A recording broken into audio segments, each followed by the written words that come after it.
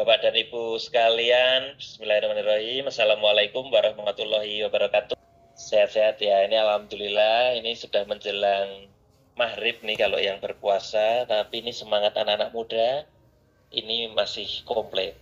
Nah, supaya lebih semangat ini, tuan rumah, Ibu Ketua kita yang terhormat, Ibu Endang Wahyanti, kami persilahkan untuk menyambut, memberikan sepatah kata buat para penggemar ngabuburit MHKI 2023. Saya persilakan Bu Endang, bisa maju. Assalamualaikum warahmatullahi wabarakatuh. Yang terhormat Profesor kita, ya Bapak Dr. Sofwan Dahlan dan Ibu Dr. Inge Hartini MKes, selamat datang. Kemudian secara khusus Ibu Dr. Alfiani dari Puskesmas Prondol, selamat datang juga. Dan yang saya hormati juga, saya sayangi Mas moderator, ini alumni Mas Slamet Riyadi Eskom MH yang terkenal dengan Mas Lem. Nah, ini Mas Lem. Kemudian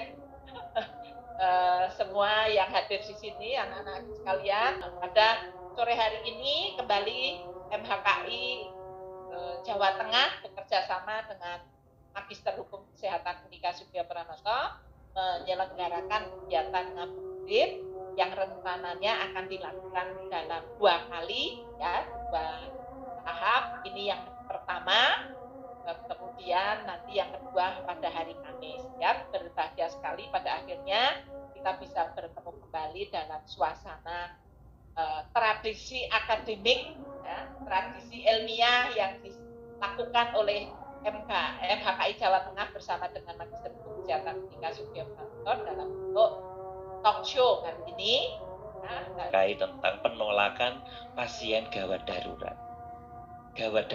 Pasien gawat darurat kok ditolak.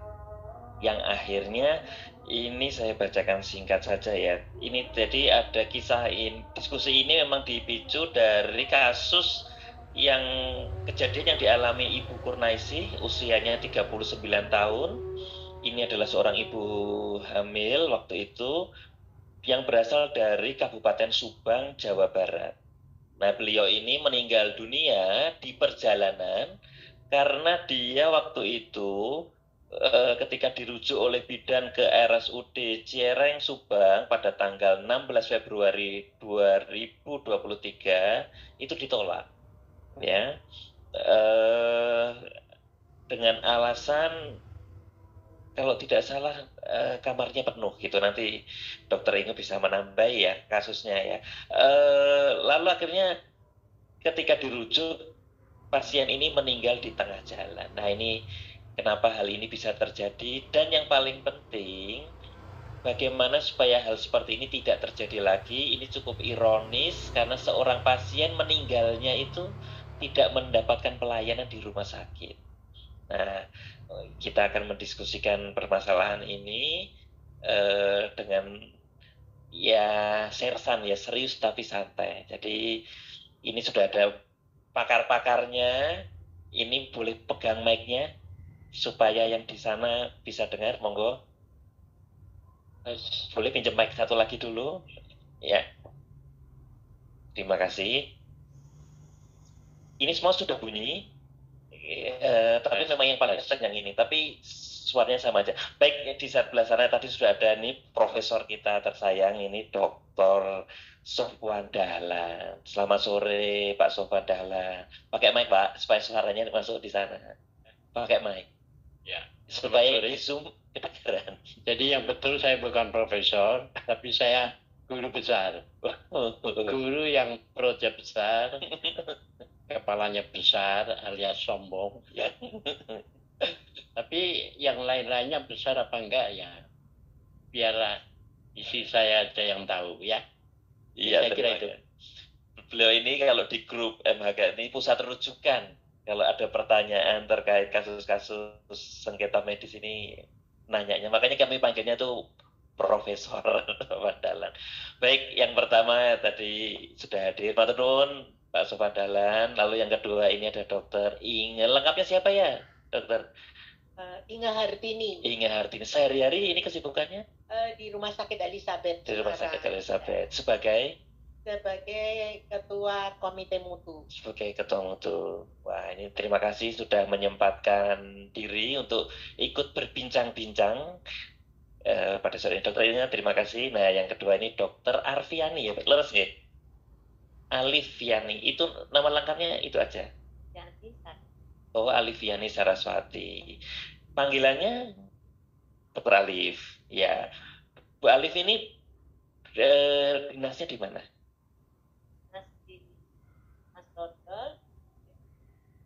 Dokter fungsional. Puskesmas Rondol itu berarti dekat itu. Ada, supermarket ada. Di Jalan Setiabudi. Itu berarti kan pinggir jalan persis ya. Nah, ini adalah salah satu kenapa dipilih itu, ini saya mau konfirmasi aja ini karena di sana ada layanan rawat inap. Betul. Dan walaupun puskesmas karena punya rawat inap berarti punya juga layanan gawat darurat. Kan kami dari Puskesmas saat ini menjadi rawat inap umum juga. Jadi ada IGD dan rawat inap. Baik. Baik. Terima kasih Dokter Alif sudah menyempatkan diri. Gitu ya teman-teman, tadi perkenalan singkat. Nah, sekarang saya mau bertanya tentang kasus yang dialami Ibu dari Subang tadi. Saya mau ke Dokter Inge dulu aja. Nanti gongnya biar Dokter Sofan Dahlan. Dokter Inge, itu kan kasus yang ada di Jawa Barat. Kalau yang Dokter Inge temuin sendiri di Jawa Tengah atau Kota Semarang, masih ada juga nggak sih pasien yang ditolak, pasien gawat darurat yang ditolak ini?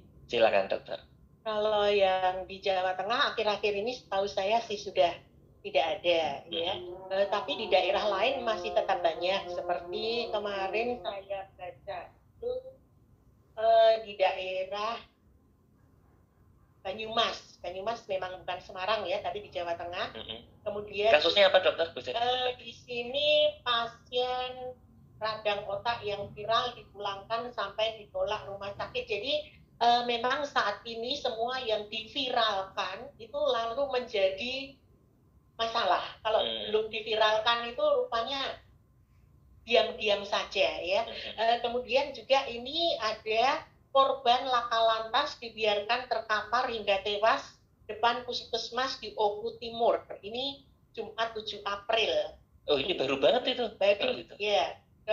Jadi kalau ini setelah saya baca karena puskesmasnya sudah tutup. Oh. Jadi tidak ada petugasnya. Jadi sebenarnya tidak salah puskesmasnya, tetapi begitu sudah masuk di media kan jadi beda. Tapi Rumah Sakit Umum Daerah Martapura diduga tolak pasien BPJS dengan kondisi sedang kritis. Kemudian juga ada di Kesulut panggil manajemen Rumah Sakit Minahasa yang viral tolak pasien ini 28 Maret. Tetapi setelah kita lihat satu persatu, ternyata di sana yang di Martapura itu karena ada ibu hamil dengan kedudukan bayi melintang, di situ tidak ada dokter obstin yang standby. Karena memang sesuai dengan kelasnya kan, tidak harus ada dokter obstinnya, sehingga dia memang dirujuk ya. Kemudian yang di Minahasa itu pasiennya pergi sendiri, bukan ditolak, tapi kan dijelaskan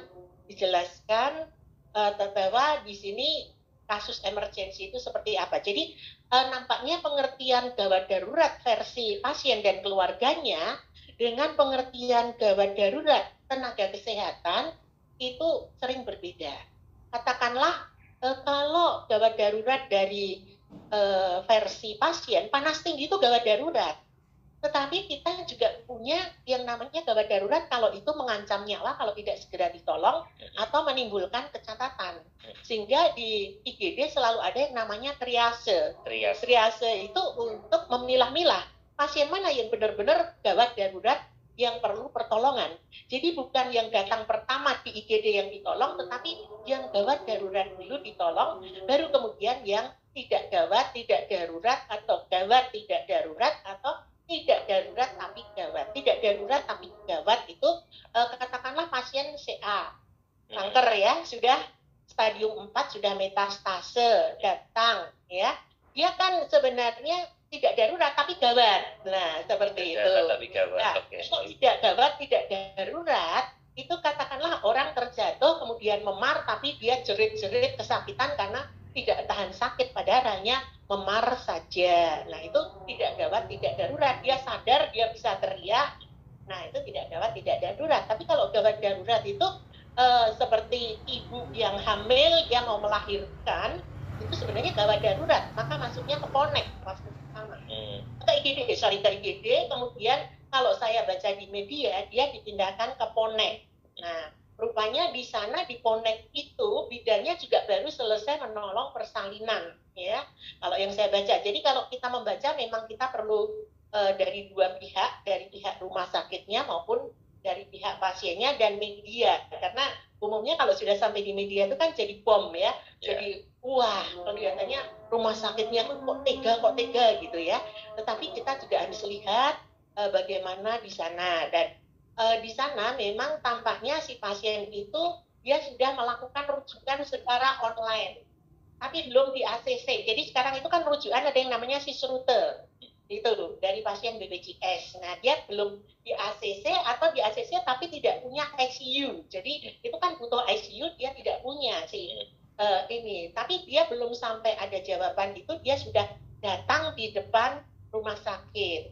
Nah, sudah diperiksa di IGD, ini versinya rumah sakit. Kemudian dari IGD dipindah ke PONEK, PONEK mengatakan kami tidak punya ICU. Lalu tidak menunggu, dia langsung pergi sendiri. Itu kalau versinya rumah sakit. Jadi bukan berarti dia dibiarkan pergi tanpa diantar, karena kalau itu dia rujukan, maka rujukan itu juga ada aturannya bahwa kita merujuk itu harus dalam kondisi stabil. Nggak boleh orang masih cengap-cengap kita rujuk pasti di jalan meninggal atau tidak ditangani kegawatannya terlebih dahulu. Intinya bahwa rumah sakit tidak diperbolehkan membiarkan pasien gawat darurat pergi begitu saja. Tapi tangani dulu kegawat daruratannya. Misalnya dia tidak punya BPJS, itu pun bisa ditangani kalau rumah sakit mempunyai yang namanya CSR, ya. Jadi ya, nah di situ memang ada dana alokasi yang bisa dialokasikan untuk pasien-pasien gawat darurat, karena ini selalu menjadi PR bagi teman-teman yang kerja di IGD.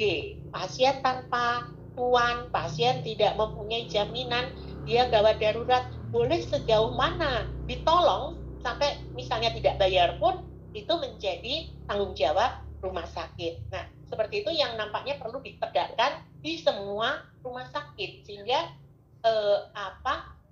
petugas yang di depan itu tahu, oh ini posisinya dia tidak punya jaminan apa-apa, tapi saya harus selamatkan nyawanya. Sampai berapa banyak saya boleh keluarkan dana yang kemungkinan tidak akan terbayar. Itu CSR rumah sakit. Baik, terima kasih. Ini cukup jelas. Kalau secara aturan, intinya rumah sakit itu tidak boleh menolak pasien apalagi yang statusnya gawat darurat tadi ya. Baik, ini satu dulu, nanti saya konfirmasi ke Pak Prof nanti. Nah, sekarang ke Bu Alif dulu. Gini Bu Alif, puskesmas kan setahu saya ini kan urusannya di pencegahan, preventif, dan promotif. Promosi kesehatan dan pencegahan. Nah, ini saya mau nanya dulu, ini kenapa bisa punya layanan rawat inap dan gawat daruratnya begitu? Terima kasih. Jadi puskesmas itu sebenarnya ada dua unit dan dua bagian, hingga satu pelayanan KM, pelayanan kesehatan masyarakat, dan tapi kalau untuk yang KB, upaya kesehatan seorangan, itu ada pelayanan penerbangan, biasanya dan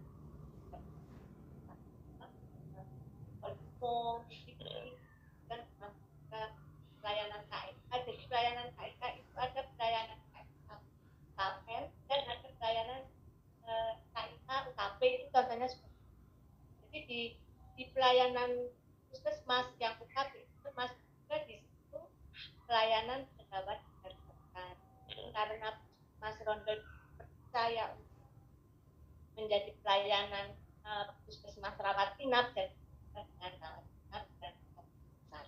Oh begitu.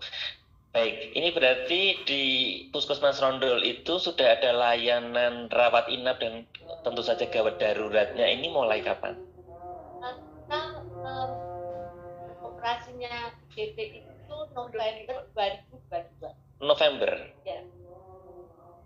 Oh peserta nggak dengar ya, nanti. Terima kasih Dokter Inge.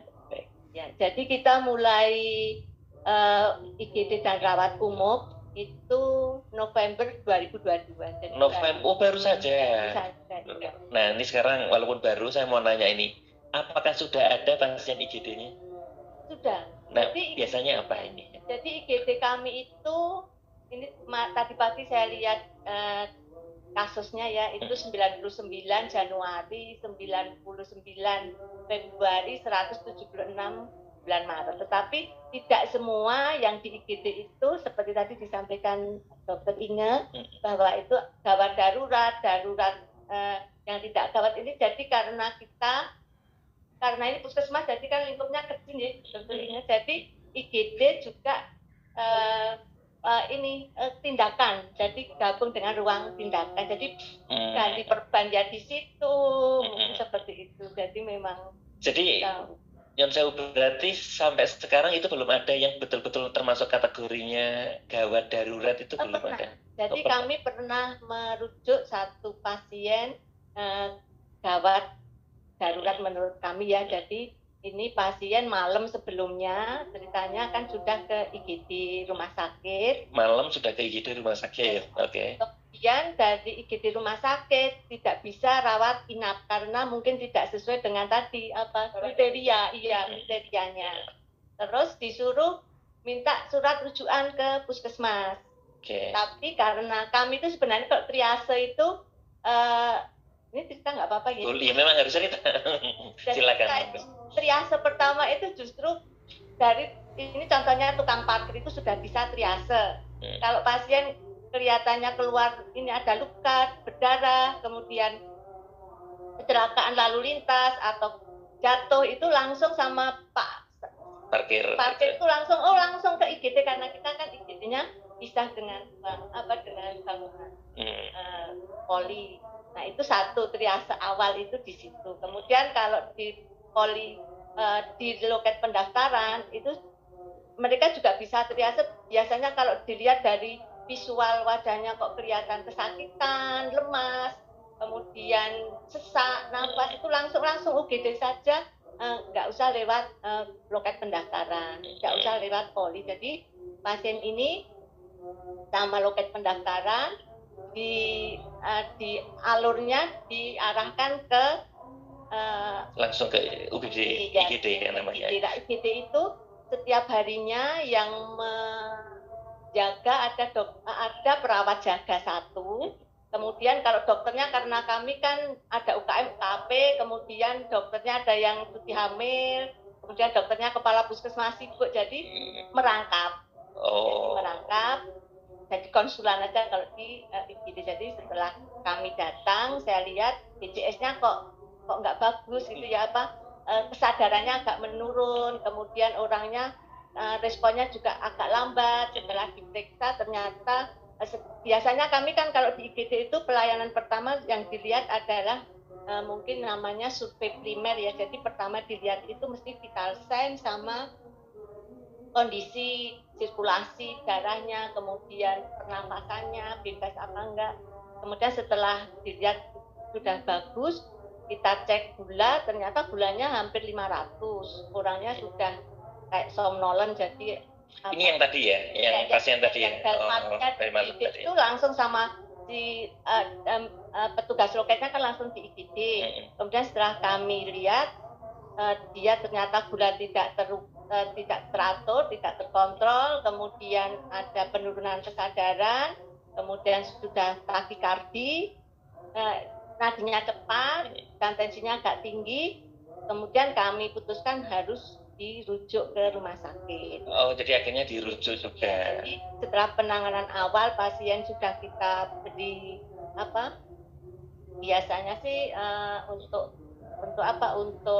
stabilisasi itu kan kita sudah pasang oksigen, melihat kondisi pasien, kemudian kita sudah pasang infus dan kita memutuskan untuk dirujuk. Nah, kalau merujuk itu satu persetujuan keluarga diminta tetap, kemudian yang itu tadi sisrut. Nah, sisrut itu kita kan itu kan nasional ya, jadi sesuai. Sisrut itu apa ya? Sisrut itu sistem rujukan. Singkatan. Ya. Ya. Jadi kita menuju ke satu rumah sakit, umpamanya rumah sakit biasanya kan yang BPJS itu kan kayak Yunasi yang Serondol. Nah, sisrut itu kalau kita diam bisa mungkin lebih dari 1 jam nggak dibuka, karena kan kita hanya online. Jadi kita biasanya kalau sudah sisrut kita langsung kontak dengan petugas rumah sakit. Nah, tapi petugas rumah sakit itu harus mencet dulu si sisrut itu.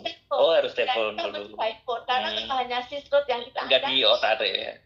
Biasanya lambat. Kita kan karena gawat biasanya kita telepon ke rumah sakit bahwa kita mau mengirim pasien dan itu semua data sudah komplit di sisrut. Jadi dari anamnese, pemeriksaan fisik, kemudian kalau ada pemeriksaan tambahan itu sudah kita masukkan datanya ke sana. Ya, secara online. Jadi biasanya dari sisrut itu, oh ya tunggu sebentar. Jadi kita kan sudah nunggu sisrut, kita telepon kita masih harus konfirmasi biasanya gitu. Jadi agak lambat memang kalau sisrut. Baik. Jadi matur nuwun kali ya. Nanti kita sambung lagi. Sekarang saya mau ke ini dulu nih, ke Pak Sofwan Dahlan. Pak Sofwan, ini ternyata gawat darurat itu tidak ngobati ya, tetapi lebih ada juga untuk menstabilkan itu supaya kesehatannya itu stabil, baru bisa dirujuk atau pengobatan selanjutnya. Nah, saya mau nanya ini sekarang supaya kembali ke basic ya. Jadi sebenarnya IGD itu sejarahnya atau filosofinya tuh apa? Kenapa kok diadakan di rumah sakit itu atau di pelayanan kesehatan, Pak Sofwan? Supaya tahu sejarahnya dulu nih orang-orang kita ini semua. Silakan. Jadi saya kira perlu saya tekankan di sini ya.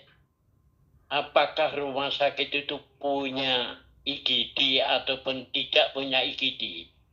Kalau dia kedatangan orang yang mengatakan bahwa anak saya dalam kondisi gawat darurat, maka harus dia terima sebagai gawat darurat. Ini yang disebut dianggap gawat darurat. Baru setelah dinilai, ya, oh ini ternyata bukan gawat darurat. Kalau di Amerika, silakan Anda menghubungi dokter famili Anda. Tapi kalau di sini, ya, kalau udah diobati ya UGD-nya nggak dapat duit ya. Kayak gitu. Waduh. Jadi itu yang penting begini ya. Gawat darurat itu bisa terjadi, bisa mampir ke rumah sakit yang ada IGD-nya maupun tidak ada IGD. Lalu bagaimana? Ya harus diterima. Kalau ternyata itu setelah ditriase betul-betul gawat darurat, ini yang dinamakan true emergency. True emergency. Jadi datang pokoknya harus diperiksa dulu, dianggap gawat darurat. Dianggap gawat darurat. Sebelum triase dilakukan. Sampai ditentukan, nanti diperiksa, ditentukan, sampai disimpulkan bahwa ini betul-betul gawat darurat atau ini true emergency atau bukan emergency. Itu yang penting. Nah, terus kenapa kalau kembali ke kasus tadi, ada ibu hamil meninggal di perjalanan karena ditolak, itu kemungkinannya apa kalau aturannya sudah seperti itu? Nah, kalau aturan sudah seperti itu ya, itu berarti mungkin tidak ada aturan, karena rumah sakit itu harus bikin peraturan direktur tentang kebijakan layanan gawat darurat. Terus ditindaklanjuti dengan protap atau SPO. Ya. Dari situ kalau tidak ada itu, ya bingung. Yang bekerja di IGD ya bingung. Saya yakin bahwa yang sekarang ini terjadi kasus-kasus ditolak itu karena orang yang bekerja di IGD itu nggak ngerti. Kalau nggak ngerti kan harus ada SPO, harus ada peraturan direktur tentang kebijakan itu. Nggak ada. Ya, Dan peraturan itu harusnya kan ada toh? harusnya ada. Nah, kalau nggak ada bagaimana? Nah, kalau nggak ada ya minta tolong orang yang bisa membuatkan peraturan direktur tentang kebijakan layanan gawat darurat.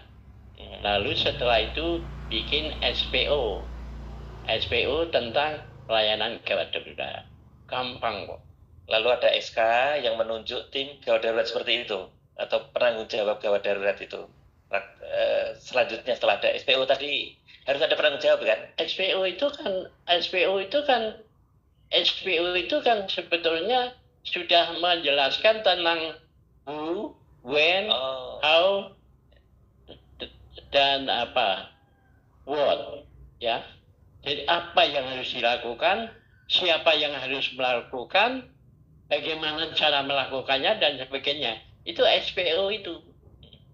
Nah, saya bingungnya di Indonesia itu ketika lihat SPO itu kebijakannya apa? Di SPO itu ada kebijakan, ada definisi, ada kebijakan, ada alur dan sebagainya. Ketika sampai di kebijakan, tulisannya apa? Peraturan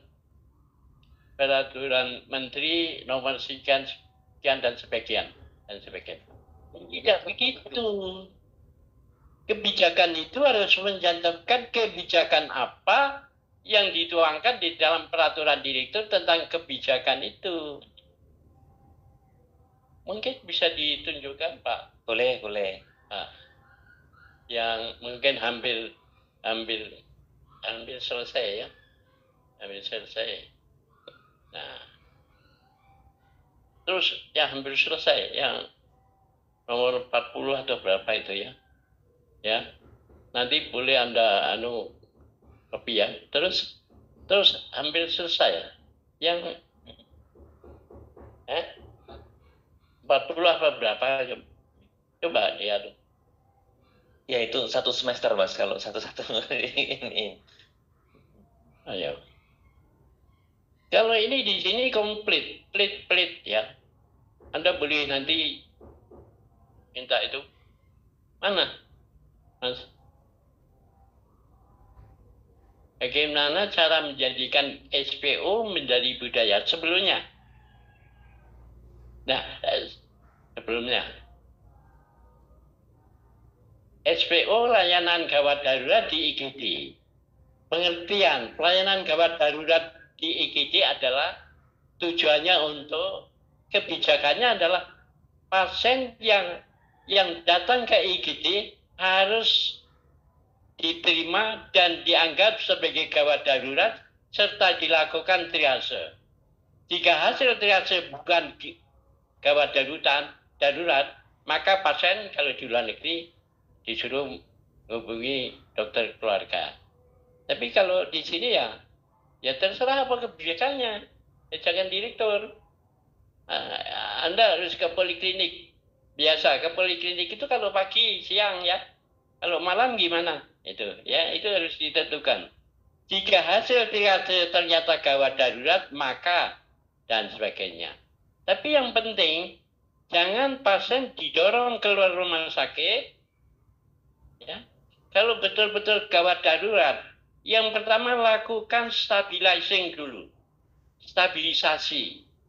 ABCD-nya, RW-nya, breathing-nya, dan sebagainya. Maaf Pak, saya potong sedikit. Ini kalau tempatnya penuh alasannya kan klasiknya gitu. Kalau untuk stabilizing itu tidak memerlukan tempat penuh bisa dilakukan. Jadi nggak ada alasan. Nggak ada alasan. Nggak harus di dalam ICU atau di dalam IGD. Itu bisa dilakukan di berangkat itu. Bisa dilakukan. Kalau sudah stabil dan sudah transferable itu bisa ditransfer, barulah didorong ke rumah sakit lain. Itu. Ya. Yang penting itu. Kita jangan kalah sama ini. Good Samaritan, orang Samaria yang baik hati. Apa itu? Gimana? Belum nggak tahu. Ini kaitannya dengan ini. Good Samaritan itu adalah orang Samaria yang baik hati. Ketika ada orang tergeletak karena dirampok di tengah jalan, maka ada Yahudi lewat, diam saja. Akan ada pendeta Yahudi lewat, juga berlalu begitu saja. Tapi ketika ada orang Samaria lewat, dia dalam perjalanan dari Yerusalem ke Yeriko, maka dia melihat orang itu, lalu dia tolong. Dia angkat di atas keledai, dibawa ke penginapan, dan kemudian dicarikan dokter. Dan kemudian bilang, nanti saya akan tengok di kemudian hari. Itu yang disebut dengan Good Samaritan Law. Good Samaritan. Orang Samaria yang baik hati. Lalu di Amerika muncul apa yang disebut dengan Good Samaritan Law. Kalau di sana, kalau menolong orang dalam keadaan kondisi emergensi, dan kemudian ada sedikit kesalahan, dia tidak akan dihukum berdasarkan Good Samaritan Law, undang-undang yang membebaskan dia dari tuntutan hukum. Itu. Jadi nampaknya ketika menolong orang gawat darurat itu, kalau kena pasal itu bukan dia meninggal atau tetap hidup, tetapi dilayani sesuai standar apa tidak gitu ya, maksudnya ya. Oke, baik. Ini pada nyatet atau nyatet yang lain ya? Ini kayaknya teman-teman juga ambil apa itu mata kuliah pilihannya hukum kesehatan ya? Wah ini kalau begitu. Tapi sebelum tanya yang lain, saya mau nanya dulu. Di sini ada nggak yang punya pengalaman dengan tadi masuk ke UGD yang urusannya dengan gawat darurat, punya pengalaman atau tidak? Boleh kalau ada, saya mau nanya-nanya ini. Boleh diceritakan gitu? Betul nggak yang diceritakan dilayani dulu atau malah ditanyain administrasi dulu atau bagaimana? Ada nggak ini? Saya tambahkan sedikit. Boleh. Saja. Ini ada kebijakan ya. Kebijakan itu adalah a definite course or method of action selected to guide and determine present or future decision. Keputusan pasti yang dipilih untuk memandu dan menentukan keputusan sekarang atau masa depan. Dalam membuat SPO, cukup ditulis bentuk kebijakannya. Kebijakannya apa? Ya tadi, tidak perlu mencantumkan nomor dari peraturan yang dijadikan referensi. Terus, Mas. Coba terus, Mas. SPO tadi. Nah, ini prosedur SPO ya. Prosedur itu urutan yang tepat dari tahapan instruksi yang menerangkan tentang what, apa yang harus dilakukan, who, siapa yang harus melakukan, when, kapan dilakukan, how, bagaimana cara melakukannya. Ini harus ada di otak orang yang bekerja di UGD. Ya, next slide. Ya,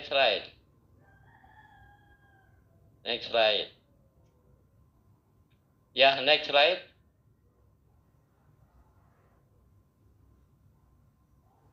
Nah, ini baru SPO-nya tadi. Lalu bagaimana cara menjadikan SPO menjadi budaya di rumah sakit? Next slide.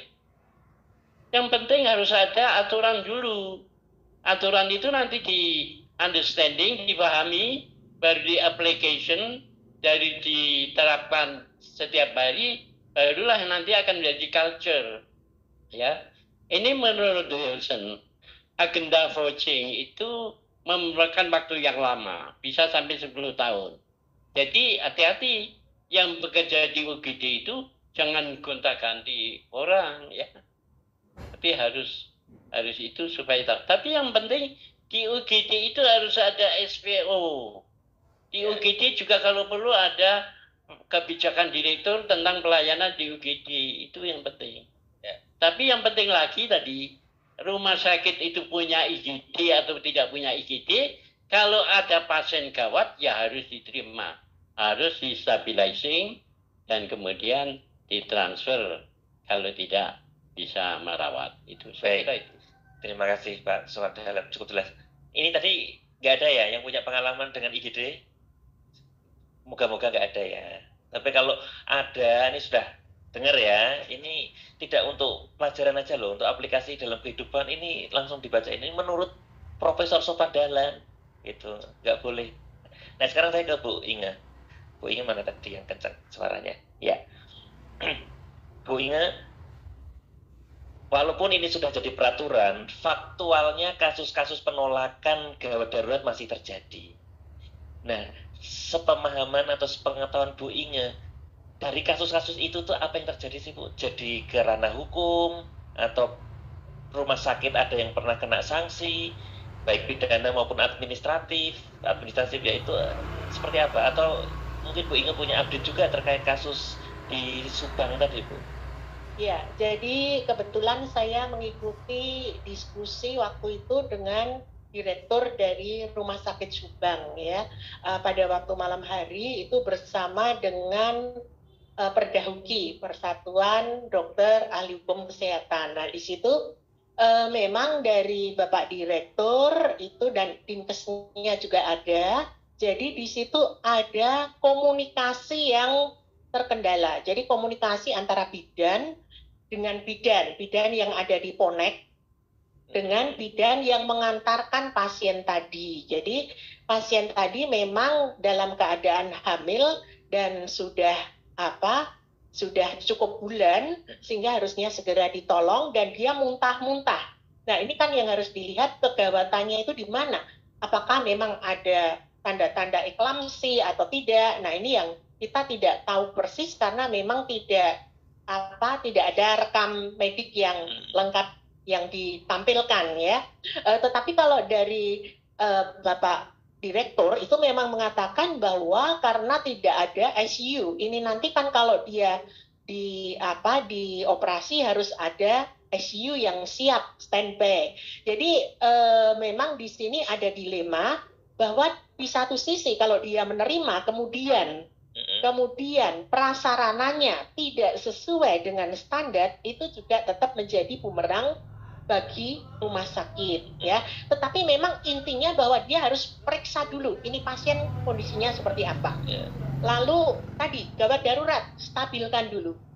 Setelah stabil baru dia mau dirujuk kemana rumah sakit yang lebih tinggi. Nah, tentang gawat darurat sekarang perpres yang baru itu memang mensyaratkan semua rumah sakit harus punya instalasi gawat darurat. Itu di Perpres 77 ya. Oh, itu, jadi selama ini tuh ada rumah sakit kan asumsinya berarti kan rawat inap ya Bu? Ya, ada yang nggak punya IGD? Tidak, semua sudah punya. Semua sudah punya dengan Perpres 77 yang terbit di tahun 2015. Sudah punya semua.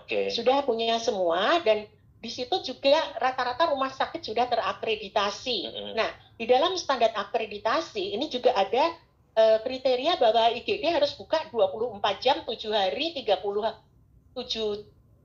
hari dalam seminggu, 30 hari dalam sebulan. Dan itu harus ada dokter jaga on-site. Bukan lagi backbone ya, bukan on-call, tapi on-site harus ada. Kemudian di situ juga dokternya harus punya ACLS dan atau ATLS. Perawatnya harus punya BCLS. Harus ada kredensialing baik bagi dokter maupun perawatnya. Jadi kalau misalnya dokter baru, dia katakanlah di situ magang, maka dia harus ada supervisornya, ada pendampingnya. Sampai betul-betul dia sudah mahir di IGD, seperti itu. Jadi perawat yang ditempatkan di IGD juga harus ada kriterianya. Nah, kemudian kalau kita lihat, mungkin saya juga boleh share slide ya, sedikit. Sebenarnya itu sudah ada di Undang-Undang Praktek Kedokteran, ada di Kode Etik Kedokteran, ada di Kode Etik Rumah Sakit yang terbaru. Sudah komplit berarti ya. Kode Etik Rumah Sakit itu yang terbit di 2022. Coba kita langsung ke Kodersi. Kita tunggu sebentar. Ya, lanjut aja. Terus Kode Etik Rumah Sakit, Kodersi itu di pasal 3. Terus rumah sakit wajib menolong pasien gawat darurat. Ya, lanjut di aja. Pasal 3. Ya, ini ditampilkan sama dokter. Lanjut. Nah, ini kasus tadi nanti bisa dibaca sendiri. Terus lanjut aja. Terus. Nah, ini juga di Permenkes Permen 47 2018 ini tentang pelayanan kegawat daruratan. Slide. Nah, ini gawat darurat itu apa? Pasien gawat darurat itu apa? Di Undang-Undang Praktek Kedokteran yang kita tahu, Undang-Undang Nomor 29 tahun 2004, di situ sudah dikatakan bahwa dokter atau dokter gigi dalam melaksanakan praktek kedokteran mempunyai kewajiban melakukan pertolongan darurat atas dasar kemanusiaan. Kemudian di Kode Etik Kedokteran di pasal 17, setiap dokter wajib melakukan pertolongan darurat sebagai suatu wujud tugas pri kemanusiaan. Slide berikutnya. Nah, ini di Kode Etik Rumah Sakit seperti dikatakan Prof. Sofyan, di pasal 3, rumah sakit wajib memberikan pelayanan gawat darurat sebagai tugas kemanusiaan. Dan ini juga ditekankan di Undang-Undang 44 tahun 2009 tentang rumah sakit. Bahwa setiap rumah sakit mempunyai kewajiban memberikan pelayanan gawat darurat kepada pasien sesuai dengan kemampuan. Jadi sesuai dengan kemampuan ini juga harus kita pegang. Kalau misalnya puskesmas, di sana tidak ada dokter obstin, ya memang harus dirujuk kan. Nggak mungkin dokter umum yang di puskesmas kemudian melakukan seksio. Nanti malah malpraktek karena dia tidak punya kompetensi di situ. Slide berikutnya. Nah, ini tadi Kode Etik Rumah Sakit, saya harapkan ini 2022, jadi teman-teman yang ingin bedah tentang Kode Etik Rumah Sakit nanti, ya slide terus. Nah, ini tadi ya yang dimaksud dengan gawat darurat adalah kondisi pasien yang memerlukan tindakan medis untuk menyelamatkan nyawa dan pencegahan kecacatan. Ini perlu dipegang dulu. Jadi kalau pasien kanker sudah stadium 4, kemudian dia sudah menderita kanker selama 20 tahun, tentunya ya bisa dia gawat tapi tidak darurat seperti itu. Slide berikutnya. Nah, ini rumah sakit wajib melaksanakan fungsi sosial, antara lain tanpa meminta uang muka, ambulan gratis, ya. Ini wajib di Kodersi ada, di Undang-Undang Rumah Sakit juga ada. Oke, sementara itu dulu. Baik. Tapi Saya tambahkan boleh. bahkan di Undang-Undang Rumah Sakit, ya toh, rumah sakit wajib ke rumah sakit lain dengan ambulan gratis dari rumah sakit. Itu sampai segitunya Perlindungan buat masyarakat. perlindungan buat pasien. Itu. Tapi kok masih lolos juga. Nomor 1, Pak. Coba nomor 3 supaya lebih jelas, ya lebih jelas. Baik, habis ini kita ke pertanyaan. Pertanyaannya apa? Halo Dokter Lato, ini pada kangen ini yang di sini. Paling rajin ya.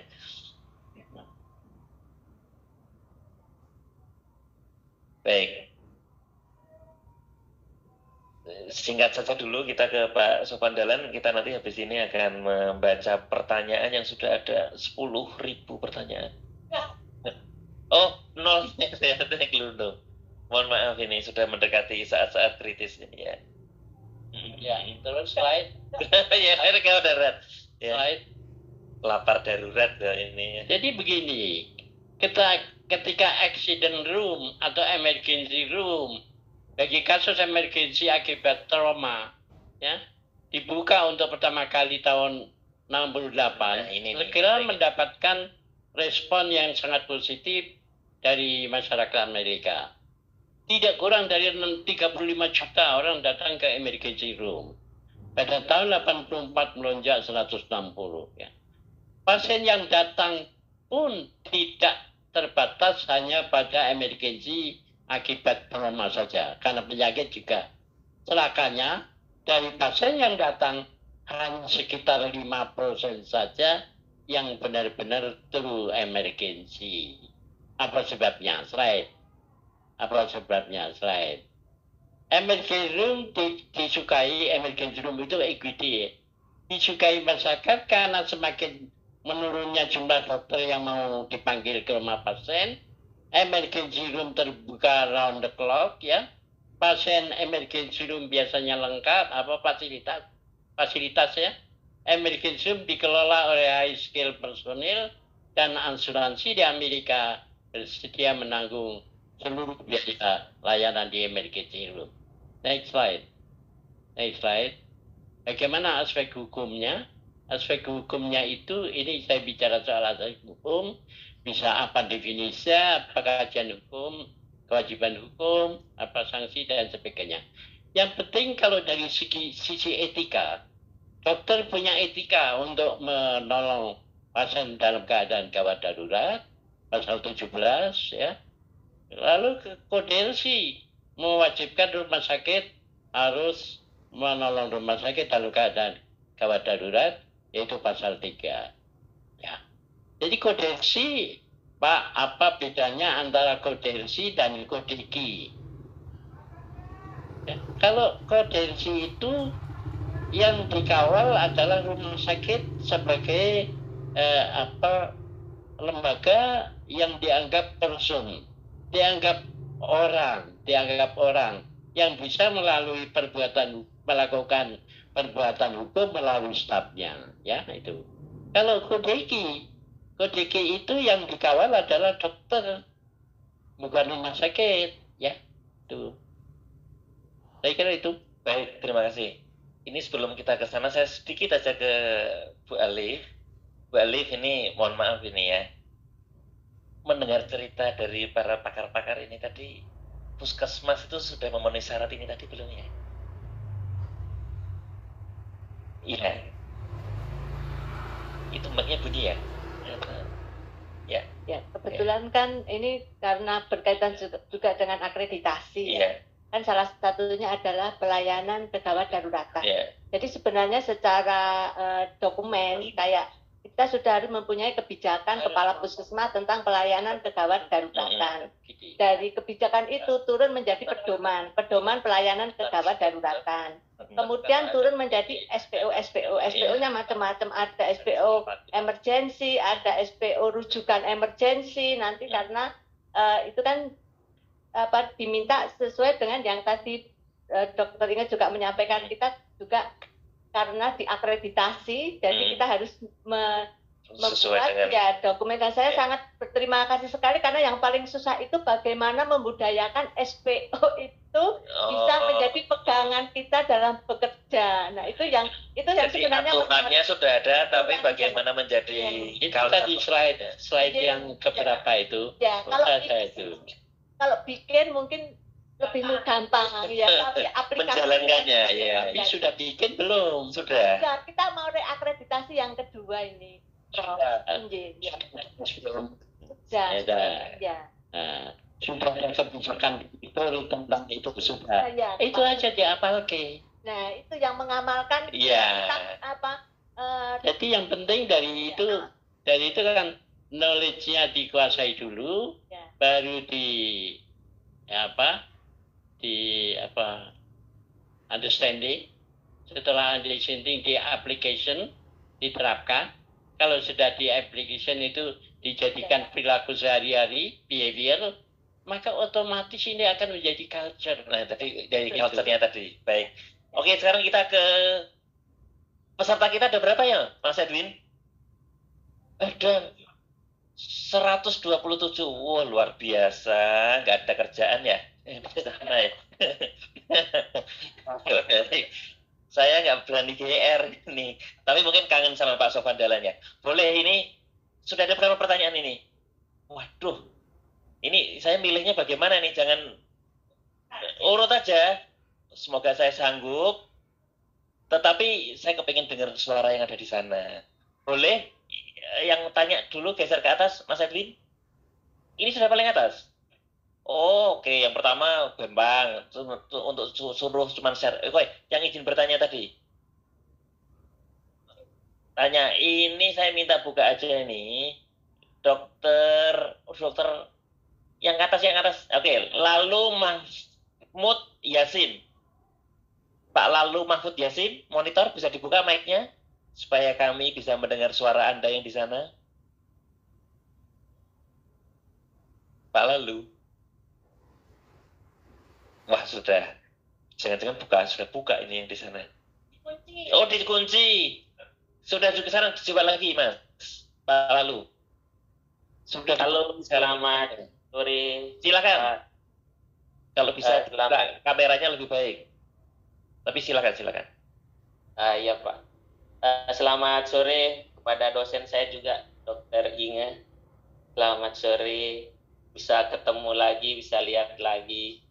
Ya mungkin yang saya perlu tanyakan di sini pernah juga kejadian, soalnya di sini salah satu rumah sakit pemerintah yang tidak mau menerima salah satu pasien bayi karena alasan administrasi tentunya. Padahal pasien itu termasuk gawat darurat. Alasan administrasi itu apa tuh, nggak punya KTP gitu? Ya, nggak punya, kalau nggak salah karena dia tidak punya biaya. Jadi kan kadang pasien itu administrasinya harus jelas Pak, mungkin mau pakai BPJS. Oh, administrasi itu duit betul. Silakan Pak, jelas ya. Ya, kemudian karena dia pasien bayi, mau dibawa lah ke rumah sakit swasta. Namun di rumah sakit swasta itu tidak punya NICU. Akhirnya dia bimbang apakah mau menerima pasien itu atau tidak. Sempat viral kejadian ini waktu itu. Nah, dibawa lagi ke rumah sakit negeri tersebut. Cuman alasannya waktu itu setelah diungkap tuh ruangannya penuh. Ruangan penuh, tapi seperti yang kita ketahui mungkin bisa aja itu sebuah asumsi karena pada waktu itu akhirnya bayi itu meninggal. Nah, akhirnya pasien itu dibawa lagi ke swasta terus sampai terjadi 2 kali kalau tidak salah. Itu akhirnya pasien swasta itu mau menerima bayi itu dan pada akhirnya pasien itu meninggal dunia karena istilahnya dioper terus Pak. Dioper dari swasta ke negeri, swasta negeri gitu. Akhirnya terpaksa, boleh dikatakan terpaksa lah, mungkin karena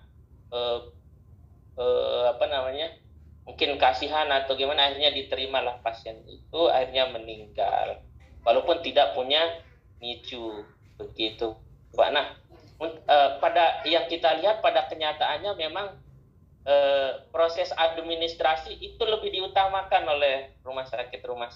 Nah, bagaimana untuk mengubah itu supaya kita lebih mengedepankan, oh ini pasien gawat darurat, mari kita tolong dulu, ini masalah nyawa begitu, mari kita bersama-sama. Nah, untuk mengawali itu sepertinya bagaimana gitu, bukan aja kalau kita lihat bukan aja di sini, kebetulan di tempat saya di Lombok itu bukan hanya di sini. Bahkan kita lihat di mana di rumah sakit lain pun sekarang itu terjadi. Justru kita menunggu pasien itu viral baru kita mau menerima pasien itu gitu. Jadi kekuatan netizen sekarang itu sangat penting sekali gitu. Itu mungkin pertanyaan dari saya. Baik, terima kasih. Lalu cukup jelas pertanyaannya. Memprihatinkan juga ya. Oke, kita sudah dicatat dulu ya Bu ya. Tapi ini pertanyaan sama, bagaimana membuat tadi menjadi culture itu loh Pak Dahlan. Ya, aturan ternyata itu gampang dibuat. Itu kalau nggak pakai teori Friedman kan content of law, lalu satunya structure of law. Nah, akhirnya culture of law. Nah, ini ternyata nampaknya yang paling susah membuatnya ya. Jadi content of law itu kan undang-undang. Tentu saja ini nggak mudah tapi ya gampang. Lalu kan penegak hukumnya siapa? Bagaimana membangun budaya masyarakatnya, ya, bahwa ya rumah sakit, ya pelayanan kesehatan itu intinya pelayanan, bukan tulusnya. Baik, nanti dijawabnya, kalau tahu jawabannya ya kita jadi pemerintah ini ya. Tapi ini kita diskusi ya. Siapa tahu sudah ada yang punya pengalaman juga, Bapak-bapak yang ada di online di sana. Oke, yang kedua, sebelum saya ke sini. Oke. Pak Lato boleh deh buka ini, kangen Ibu Inge. Pengen dengar suaranya sama videonya. Dr. Lato? Oke, kalau enggak, tadi pertanyaannya cuma gini dokter. Jadi ada pasien ini perlu dirujuk ke Oh, itu sudah, oke. Nah, ini. Halo, Dokter Ratu, apa kabar? Halo, selamat sore semua. Sore, silakan. Ya, baik. Saya cepat-cepat saja. Pertama, saya saat ini ada di klinik yang khusus untuk kesehatan jiwa. Jadi, layanan gawat darurat kami bukan instalasi, hanya layanan gawat darurat. Nah, saat ini kami fokusnya hanya melayani layanan gawat darurat khusus jiwa. Nah, bagaimana kalau misalnya terjadi gawat darurat lain, apa yang harus kami lakukan, dan sekiranya karena keterbatasan kami lalu terjadi kegagalan penanganan gawat darurat itu, apa yang terjadi? Terus kemudian ini, siapa sebenarnya yang berwenang untuk memberikan definisi emergensi? Karena kalau itu diserahkan kepada publik untuk mendefinisikan emergensi, itu akan menjadi sangat subjektif akhirnya ya, dan terbukti data itu kan untuk true emergency hanya 5% ternyata. Ini juga tentunya berkaitan dengan sistem BPJS, di mana pasien kalau emergensi bisa langsung ditangani, tapi kalau tidak kan harus dengan rujukan ya. Jadi kalau kita menghadapi kasus yang false emergency, tentu vaskes atau rumah sakit itu punya potensi mengalami kerugian, dan saya pikir kerugian itu juga berarti mencederai nilai keadilan. Terima kasih. Pak Latu, saya mau nanya dulu tadi. Ya? Dokter Latu kan bilang, apa tuh kegawat darutan penyakit jiwa gitu kan, betul ya? Ya. Ini apa kalau artinya? Kegawat daruratan jiwa ini memang fokusnya adalah dengan penderita yang mengalami gangguan jiwa ya. Jadi misalnya gaduh gelisah, terus perilaku yang mengancam dan lain-lain seperti itu. Tapi kalau misalnya orang kecelakaan atau apa, itu kan itu di luar bidang kami sebenarnya. Oh iya. Jadi pertanyaan tadi ya, ekspertisnya ada di kejiwaan, tapi kedatangan pasien non gangguan kejiwaan ya, misalnya ada kecelakaan ya, kan gitu ya. Baik. Ya. Oke, terima kasih Dokter Ratu. Terima kasih. Boleh. Satu lagi deh biar seru, tapi yang dari sini nih. Nah, oke. Boleh, Mbak. Saya boleh maju ke sini sedikit karena nanti ada bingkisan cantik juga. Ya, silakan, Mbak. Kemana Mas? Baiknya berdirinya? Di sini juga? Boleh di sini ya? Biar masuk YouTube nanti ya. Silakan Mbak. Boleh langsung aja ya. Terima kasih atas waktunya. Permisi Pak, Bu, saya mau bertanya. Apa yang harus dilakukan? Nama dulu. Iya. Maaf, nama saya Mariani Sagala, kebetulan mahasiswa dari Bu Endang. Apa yang harus dilakukan masyarakat atau pasien jika terjadi penolakan di rumah sakit atau layanan kesehatan lainnya? Terima kasih. Oke, terima kasih. Ini langsung dibagi aja ya sekarang ya. Ya, ini saya bagikan. Mau sajak salaman, tapi saya belum buka nih, Pak. Ini tadi. Udah langsung duduk aja. Oke, Mbak Marisa, terima kasih. Saya sih sebenarnya bisa jawab yang ini tadi, yang terakhir itu. Apa yang dilakukan masyarakat ya diviralkan. Baik, silakan ini sekarang Bu Inge, Bu Alif dulu, silakan ini. Tapi sambil Pak Jalan menunggu ini, Bu Inge dulu aja menjawab 2 pertanyaan tadi. 3 dengannya. Ya, jadi yang Pak Lalu tadi kan menyatakan tentang gawat darurat, ya. Kondisi gawat darurat yang apa tadi Pak? Ini kenapa kok uang itu loh jadi administrasi, mohon maaf. Jadi sebenarnya di situ di fungsi sosial rumah sakit, di undang-undang rumah sakit maupun di kode etik rumah sakit itu sebenarnya sudah diatur bahwa rumah sakit tidak boleh menolak pasien gawat darurat dengan uang muka. Alasan uang muka itu sudah nggak boleh, ya.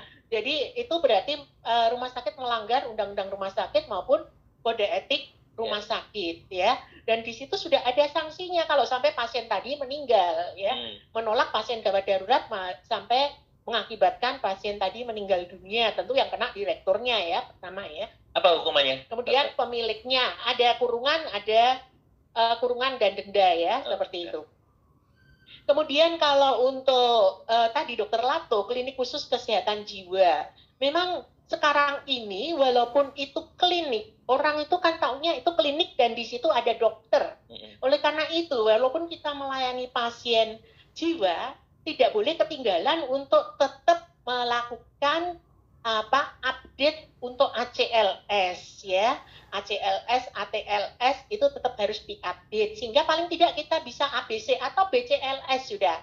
Basic Basic Cardiac Life Support. Jadi bagaimana kita melakukan pertolongan pertama ya, sehingga harus lihat ABC-nya, airway, breathing, circulation ya. Nah nanti kalau terjadi kegagalan penanganan, ya nggak apa-apa, kita sudah melakukan itu sesuai dengan SPO yang ada di layanan gawat darurat tadi, bahwa memang kami layanan kesehatan jiwa dengan keterbatasan sarana prasarana untuk pasien umum, tapi kami sudah melakukan yang terbaik untuk pasien tadi, bahwa pasiennya datang sudah jelek, sudah katakanlah napas satu-satu, kami sudah melakukan pertolongan tapi akhirnya tidak berhasil. Nah, kalau kita membiarkan, malah kita juga nanti bisa kena pasal pidana. Karena kealpaannya membiarkan orang dalam keadaan gawat darurat, maka itu bisa kena pasal pidana juga. Nah, lalu definisi emergency, ya ini kita tahu dari peraturan Menteri Kesehatan, dari Undang-Undang Rumah Sakit, itu juga sudah jelas yang namanya gawat darurat itu apa. Yaitu yang kita pakai, bahwa publik ya memang perlu diedukasi, kalau perlu dikasih banner atau poster-poster, emergency adalah, atau gawat darurat adalah seperti ini. Jadi, kalau misalnya Anda datang duluan, tetapi ada pasien gawat darurat, mohon maaf, yang akan didahulukan adalah yang gawat darurat. Nah, sistem BPJS sebenarnya juga menjamin kalau misalnya pasien itu bukan peserta BPJS di rumah sakit tersebut, dia datang ke rumah sakit tersebut, itu boleh tapi hanya dianggap rawat jalan, kemudian dirujuk ke rumah sakit yang melayani BPJS. Itu ada di slide saya, nanti silakan baca sendiri. Jadi memang rada ngambang. Jadi boleh tetapi harus segera dirujuk ke tempat yang punya BPJS. Nah, ini memang kadang membingungkan bagi petugas atau dokter yang jaga di IGD. Karena itu yang penting adalah manajemen rumah sakit juga punya CSR tadi. Berapa sih saya boleh gratiskan pasien IGD dalam keadaan gawat darurat, tanpa nanti saya yang dokternya harus membayar dari kantong saya sendiri. Terima kasih dokter, ini cukup jelas. Jadi kalau boleh saya nambahkan, boleh dong. Saya nambahkan ya. Kalau kita bicara definisi, itu akan ada banyak definisi yang berbeda-beda.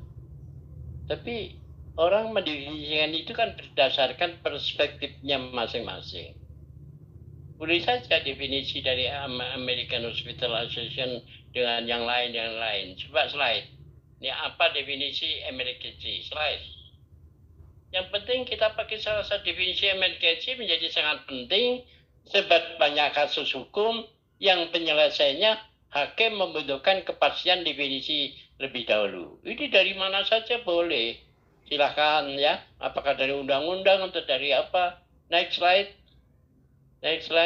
Nah ini divisi dari American Hospital Association. Ya, itu dibagi dua. Dianggap emergency dan true emergency. Ya, dianggap emergency itu adalah setiap kondisi yang menurut pendapat pasien, menurut pendapat keluarga, atau menurut pendapat orang-orang yang membawa pasien ke rumah sakit, bahwa pasien memerlukan penanganan segera.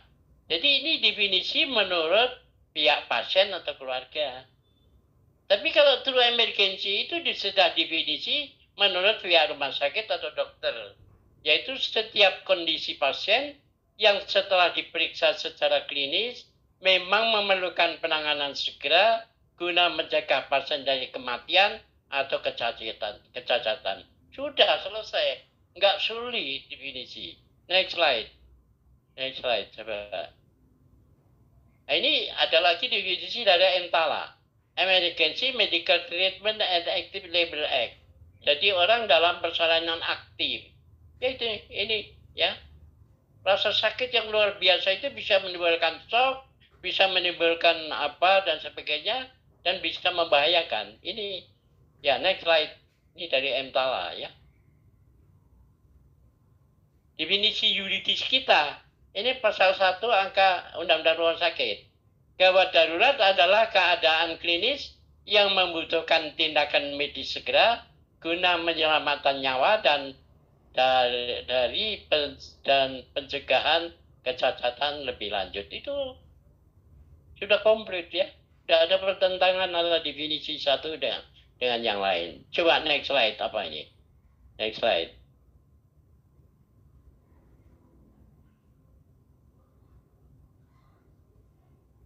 Ini bentuk kewajibannya.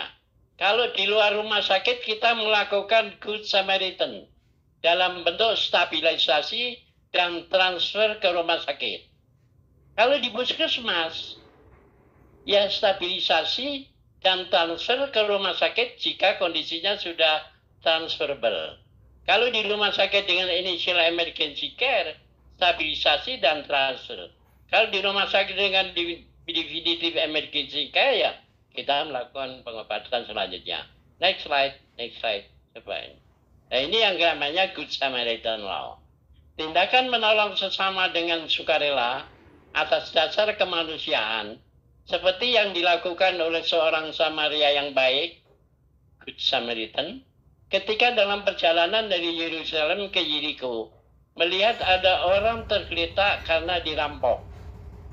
Padahal sebelumnya telah lewat di tempat itu seorang Yahudi dan kemudian disusul seorang Rabi Yahudi, namun mereka tidak memberikan pertolongan apapun. Maka sebutan Good Samaritan kemudian diabadikan sebagai nama sebuah undang-undang yang Good Samaritan Law. Ya, next slide coba. Ini kewajiban dokter di rumah sakit, di luar rumah sakit, dan sebagainya. Ini kasus dokter at a bridge, perlu saya kemukakan di sini. Bermula dari sebuah kecelakaan lalu lintas di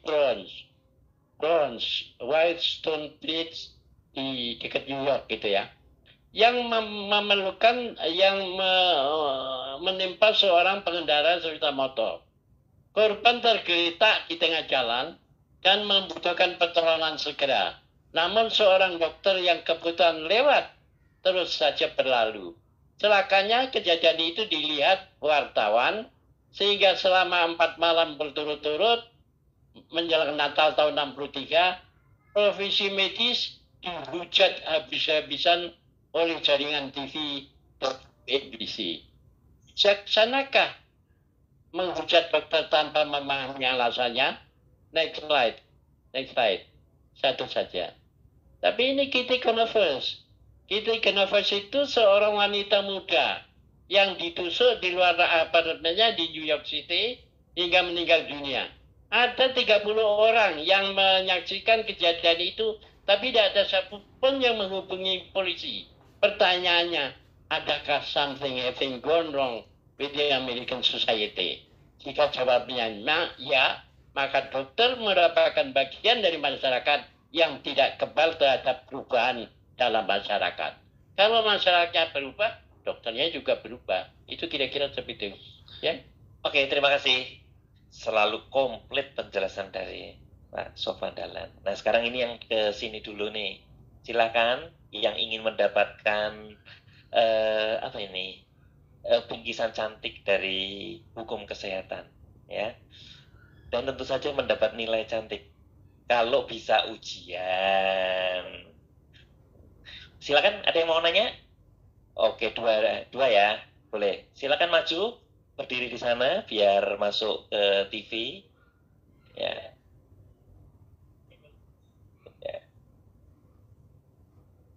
Boleh dua, kayak sebelahan aja. Ya, biar cepat nanti. Silakan. Nama? Baik, selamat sore Bapak dan Ibu. Perkenalkan, nama saya Diana Gloria Wamafma dengan NIM nggak apa-apa kok. Nanti saya pastikan ke Bu Endang. Sebelum bertanya, saya mau cerita sedikit. Dulu saat masih kecil, saya dan adik saya bermain, kemudian dia jatuh dan di bawah dagunya ini sobek. Tapi sobeknya itu sebenarnya tidak perlu dijahit. Tapi karena panik waktu itu, kami bawa ke IGD di rumah sakit pemerintah. Kemudian saat itu bertepatan dengan kelulusan SMA, di mana banyak anak SMA yang mabuk-mabukan, kemudian terjadi kecelakaan. Di dalam UGD itu mereka memang banyak sekali anak SMA yang patah tulang, baik tangan maupun kaki, ada yang sobek juga. Di sana, mohon maaf, itu di mana sih? Di Manokwari, Papua Barat. Oh, Manokwari, oke.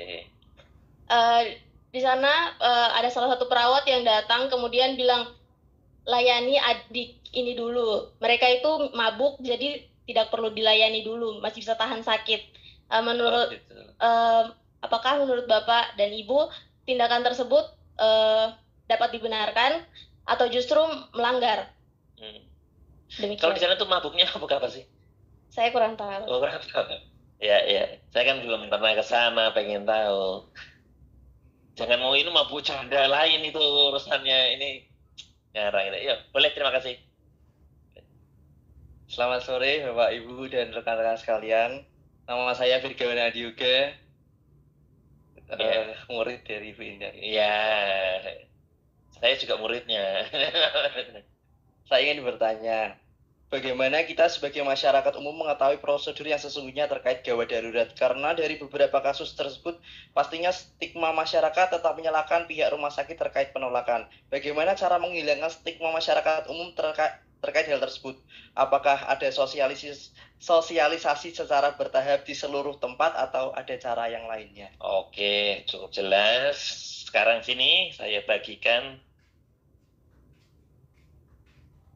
Nanti masih ada 2. Untuk narasumber tenang saja. Boleh nanya kan?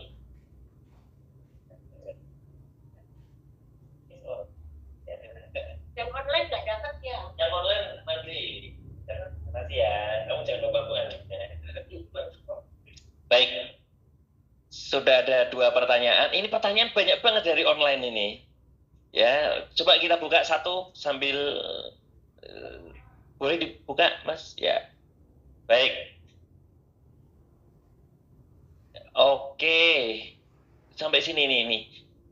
Oke, ini nggak apa-apa lah ya, saya bacakan aja ya, karena ini waktunya sudah tidak terlalu banyak. Dari Pak Markus Suryo Utomo, izin tanya, jika pemegang profesi menolak,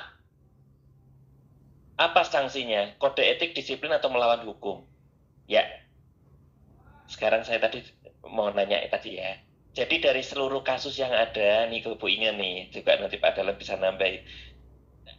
Apa sih yang pernah sanksi yang pernah diberikan kepada rumah sakit, baik itu direktur, dokter, atau perawatnya gitu, karena menolak pasien yang mengakibatkan kematian atau kecacatan itu tadi? Ya, silakan. Bu Alif, ada yang mau dijawab nggak ini tadi? Oh, rumah sakit ya. Baik, jadi kalau di rumah sakit, kalau ada pasien itu ya, meninggal kurang dari 2 kali 24 jam, itu akan diaudit. Diaudit, lalu nanti kita menggunakan skema yang dibuat Prof. Sofyan tuh. Jadi kematian itu kan ada perjalanannya, di mana di situ ada faktor-faktor yang berpengaruh terhadap kesembuhan atau pengobatan seseorang. Baik itu dari faktor pasiennya datang memang sudah jelek, kemudian dari faktor responnya terhadap obat, kemudian ada faktor-faktor lain yang memang di luar, nggak ada bagiannya ya, nggak dibawa ya Pak Prof ya. Nah itu seperti itu, sehingga di situ memang akan diaudit. Nah, nanti akan dilihat bahwa dia sudah sesuai SPO, ya. Dia menolak tuh alasannya ini pasiennya tidak gawat, tidak darurat, atau kemudian sudah distabilisasi kemudian dirujuk. Apakah di situ ada lembar pernyataan bahwa dia bersedia dirujuk? Karena ini juga pernah terjadi, Pak.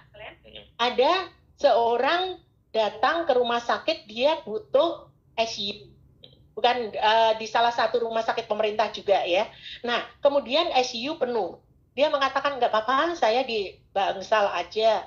Akhirnya pasien ini meninggal di Bangsal. Dan menjadi viral, pasien yang seharusnya dirawat di ICU. Nah, itu kan stigma tuh untuk rumah sakit. Yang benar aja tadinya dia menolak dirujuk, pokoknya mati hidup saya di rumah sakit ini. Nah, itu sekarang harus ada tulis-tulisnya. Jadi jadi pernyataan bahwa saya bersedia tapi tidak ada fasilitas ICU. Nah, itu perlu ya. Tadi dagu sobek itu itu harusnya yang didahulukan yang gawat darurat. Dagu sobek itu enggak. Kita enggak akan lihat dia mabuk, tidak mabuk, dia penjahat, dia pencuri, tapi dia dalam keadaan gawat darurat. Resah itu dokter, mungkin resah. Harus ditolong dulu. Tadi patah tulang dan sebagainya itu ya. Nah, kemudian kalau pemegang profesi menolak, ini juga terjadi. Ini kebetulan di praktek mandiri, teman saya sendiri, dia kebetulan praktek mandiri, kemudian ada tetangganya datang, kemudian dia diminta datang untuk melihat anaknya yang diare. Nah, dokter ini mengatakan, mohon maaf ibu, langsung ke rumah sakit saja, karena saya juga nggak punya untuk infus dan sebagainya. Dan ini saya sedang menunggui anak saya yang sakit. Anaknya tuh kebetulan anak berkebutuhan khusus yang sakit. Nah, dokter juga manusia kan, dia butuh ngerawat anaknya. Ini ada tetangga yang memanggil dia. Nah, tadi dikatakan di dalam undang-undang, kecuali dia tahu bahwa ada orang lain yang bisa memberikan pertolongan darurat. Dan sekarang kita tahu klinik itu kan bertebaran di mana-mana. Jadi sekarang sudah nggak model lagi, kita jam 24 malam diketuk, jam 10 malam diketuk, karena klinik 24 jam sudah ada di mana-mana. Nah itu. Jadi di sini kalau pemegang profesi, akhirnya teman saya itu kena sanksi dari ID, tidak boleh praktek selama 1 tahun. Nah, itu kan juga kasihan, karena dia juga dia menolaknya, karena ternyata si ibu tadi tidak membawa anaknya ke rumah sakit. Akhirnya anaknya memang terlambat, setelah dibawa itu sudah terlambat, sudah dehidrasi. Nah, ini hal-hal seperti ini yang jadi profesi itu memang dilema ya. Kalau dia sendiri ada masalah, kemudian dia harus menolong orang, harus pergi ke sana. Kalau itu mungkin pasiennya dibawa ke tempat prakteknya, nah mungkin ceritanya lain ya. Nah, kalau di dalam rumah sakit sendiri sanksinya sudah jelas. Kita punya di komite medik yang namanya subkomite etik dan disiplin. Nah, kalau dia nanti menolak, jelas ada pelanggaran etik, ada pelanggaran disiplin. Kalau menyebabkan kematian, tentu ada pelanggaran hukum, tiga-tiganya. Dan itu memang bisa kena semua. Ya, bisa semua. Dan itu tergantung dari tingkat keparahan atau apa yang dialami oleh pasien. Terima kasih. Baik, ini sebelum terakhir ke Pak Sofan Dahlan, tadi masih ada satu pertanyaan tersisa supaya tidak jadi utang saya nanti di akhirat nanti. Ya. Ini ada dari Mbak Febri ya ini. Mohon izin share pengalaman menjadi pasien. Oh, ini mau jadi pasien ya. Kriteria emergensi menurut saya memang ambigu. Pengalaman saya mengalami kolik abdomen tidak masuk sebagai kategori emergensi dan tidak bisa dicas dengan BPJS. Padahal kondisi segera butuh tindakan. Harus diberikan morfin 4. Berjalannya waktu ternyata saya didiagnosa CA kolon stadium 3. Bagaimana pendapat Bapak Ibu narasumber dengan kejadian ini? Penanganan juga lama tidak diberikan sampai mengalami kesakitan yang sangat karena kolik terus sampai akhirnya disuntikan morfin setelah 1 jam kesakitan. Jadi dari kasus Mbak Febri ini dilayani tapi lama. Gimana ini? Minta petunjuk dan fatwa dari profesor. Jadi siapa yang pernah kolik?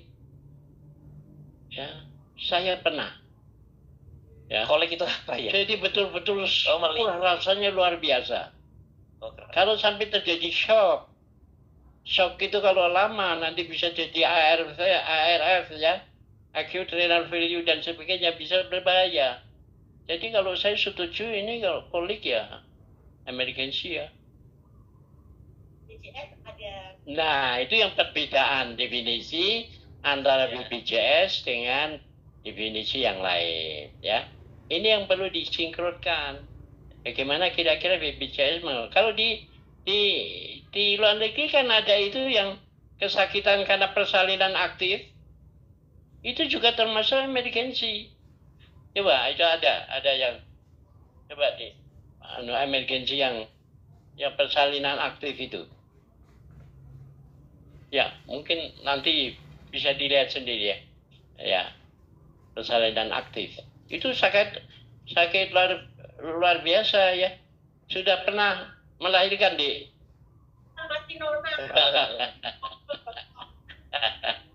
sudah pernah melahirkan. Iya. Wah, luar biasa. Ibu di sesar. Tidak. Makin biasa. Nah, rasa sakitnya luar biasa. Jadi kalau menurut saya itu ya cocok kalau itu emergency ya. Nah terus dokternya kalau kasusnya seperti ini, karena beda persepsi aja ya. Jadi artinya BPJS perlu disinkronkan. Ini kita sudah tergabung dengan Pak Ali Gufron. Mungkin bisa kita sampaikan. Oh nggak ada ya? Kayaknya tadi ada. Ya direktur harus disinkronkan, harus diperbincangkan. Ya, bagaimana kira-kira ya mungkin orang BPJS pernah mengalami kolik ya. Nah, ya. Jadi mungkin kalau jadi direktur BPJS harus pertanyaannya pernah kolik dulu belum? Pernah kolik. Ya. Baik. Kolik dan di luar kota. Nah, itu kolik dan di luar kota. Baik, terima kasih. Ini kita akan closing statement, tapi saya karena masih ada 2, nanti buat besok juga nggak apa-apa, nggak perlu dihabiskan. Jadi nanti bisa datang lagi. Sekarang kita sudah jam 5, saya mintakan dari Ibu Ali mungkin ada pernyataan penutup untuk mengakhiri diskusi. Nanti masing-masing narasumber, silakan Ibu. Terima kasih Pak Slem. Ya. Jadi untuk kami di Puskesmas Rondel, insya Allah tidak akan pernah menolak pasien emergensi, dan kadang kita hanya menanyakan punya BPJS atau tidak. Kalau di emergensi kami, di IGD kami itu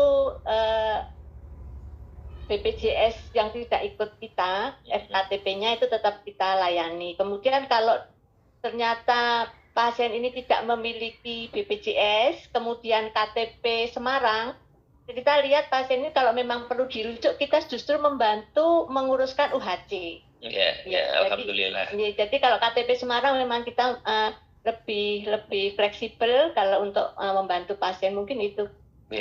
Terima kasih Bu. UHC itu saya tulis Bu di tesis saya Bu. Saya tulis di tesis saya itu layanan yang prima dari Kota Semarang. Sekarang ke Bu Inge. Mungkin ada sedikit saya pancing ya Bu. Ini tadi banyak sekali pertanyaan tentang ini aturan kode etik, mulai dari kode etik, peraturannya dokter, lalu tadi rumah sakit itu sudah semua menjelaskan tentang layanan gawat darurat. Tapi dalam prakteknya kok nampaknya masih belum menjadi budaya. Tapi saya lihat Elizabeth ini kayaknya kok sudah menjadi budaya ya, karena saya langganan di sana juga. 2 anak saya lahiran di sana semua. Saya operasi juga di sana. Mungkin bisa dikasih tips Bu, ya, yang dilakukan di rumah sakit Ibu itu sehingga nampaknya mengikuti SPO itu sudah menjadi kayak budaya sehari-hari begitu. Ya baik, terima kasih Pak Slem. Jadi memang kami selalu menekankan BPIS. BPIS apa itu? Bila pasien itu saya, belum ratok, kue dingonoke nek kue pasiennya. Jadi menerapkan seakan-akan saya berada pada kondisi pasien itu. Nah itu saya tuh ingin diberi pelayanan yang seperti apa? Ya saya ingin orangnya nggak jutek, orangnya ramah, menanyakan dengan baik-baik, walaupun mungkin saya dengan BPJS, ya itu nanti tanyanya kan apakah punya kartu jaminan. Nah, kan seperti itu. Kenapa perlu ditanyakan? Karena terkait dengan penggunaan obat-obat. Obatnya kalau BPJS itu sudah ada yang namanya Kornas. Nah itu kita nggak boleh lewat dari itu. Lewat dari itu ya bayarlah oleh rumah sakit. Kita nggak boleh narik ke pasien. Itu susahnya di situ Pak Slem. Nah kemudian kalau misalnya dia asuransi itu nanti juga kita harus ada ACC dulu dari asuransi. Orang ini boleh dirawat inap di ICU tidak? Orang ini boleh operasi atau tidak? Nah kalau tunai memang itu kebijakannya yang bersangkutan sendiri, out of pocket, di mana itu memang mahal. Nah, itulah tadi yang saya katakan bahwa harus ada CSR tadi. Jadi tenaga yang di depan tuh nggak takut-takut untuk memberikan sesuatu nanti kalau saya yang harus ganti. Kemudian yang kedua, ibaratkan itu adalah keluargamu sendiri yang sedang dalam keadaan gawat darurat dan dia baru sekali masuk rumah sakit, bingung, nggak ada yang kenal. Itu seperti tiap hari didengarkan musik atau setiap bulan ada training atau bagaimana itu? Enggak. Itu prosesnya lama, ya, lama. Sedikit dipaksa dengan regulasi, dengan kode etik rumah sakit. Jadi rumah sakit sendiri kan punya kode etik juga, dengan kode etik karyawan, dengan service excellent, dan tidak selesai dalam 1-2 tahun, lanjut, terus korok terus, seperti itu. Ini proses panjang, kesinambungan sampai akhirnya menjadi suatu culture tadi, budaya hukum, bahwa saya tahu regulasinya melarang, saya tahu bahwa di situ ada sanksinya bagi yang melanggar, di kode etik juga ada, di kode etik rumah sakit ada. Nah, akankah kita melanggar itu semua? Baik. Itu baru membentuk. Kemudian dari organisasi profesi, baik itu PPNI, baik itu ID, baik itu IBI, selalu menekankan pemenuhan hak pasien. Memang tidak mudah, Kak Sleh. Ya, tapi bukannya tidak mungkin, karena sudah terbukti. Nah, yang terakhir ini ke Profesor kita, saya minta saran khusus sebelum kami tutup ya. Satu, untuk pemegang regulasi. Kedua, untuk masyarakat, karena ini ditanyakan supaya masyarakat itu melek juga tentang hak mereka di gawat darurat. Ini kira-kira seperti apa? Apakah harus kuliah di hukum kesehatan juga? Ya, tidak perlu ya. Yang penting ya disosialisasikan peraturan itu. Saya kalau dulu lihat di rumah sakit itu di tempat pasien keluarga pasien menunggu itu ada sosialisasi apa gitu, poster. Ya, ada orang bicara juga. Gitu. Dokter yang bicara. Itu bisa seperti itu. Jadi saya kira ada banyak jalan menuju ke Roma. Silakan mau pakai yang mana, ya. Tapi sesungguhnya yang saya sangat khawatir itu, sekarang ini banyak rumah sakit yang sebetulnya nggak punya ataupun punya SPO, punya peraturan direktur tentang kebijakan, tapi nggak betul. Dan supaya betul gimana? Ya konsul sama yang tahu. Ya. Kalau mau konsul saya, boleh-boleh saja. Saya kira itu. Baik. Bapak dan Ibu, rekan-rekan semua, baik yang ada di kampus Unika Sugiyo Pranoto, ini nampaknya di sini juga tidak kalah.